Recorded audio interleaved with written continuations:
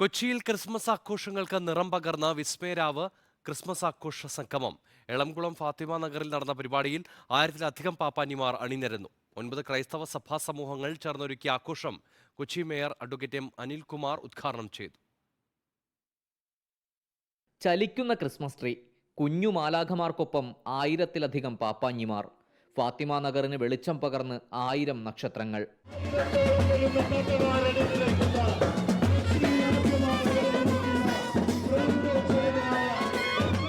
വൈറ്റില കടവന്ത്ര പ്രദേശത്തെ 9 ക്രൈസ്തവ സഭാ സമൂഹങ്ങൾ ചേർന്നാണ് വിസ്മയരാവ് ക്രിസ്മസ് ആഘോഷ സംഗമം ഒരുക്കിയത്. 1000 പാപ്പാഞ്ഞിമാർ ഇതിൽ പങ്കെടുക്കുന്നുണ്ട്. അതാണ് ഇതിൻ്റെ പ്രത്യേക പെക്കുലാരിറ്റി.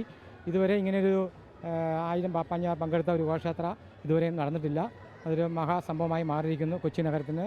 നക്ഷത്രങ്ങൾ തെളിഞ്ഞു നിന്ന ഫാത്തിമ നഗറിൽ മതമൈത്രിയുടെ ഐക്യജ്വാല 9 വിവിധ സഭാ വൈദികർ ചേർന്ന് തെളിയിച്ചു.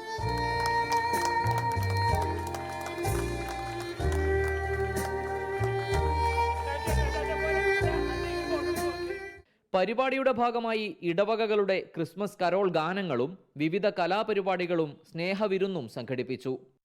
റിപ്പോർട്ടർ, കൊച്ചി.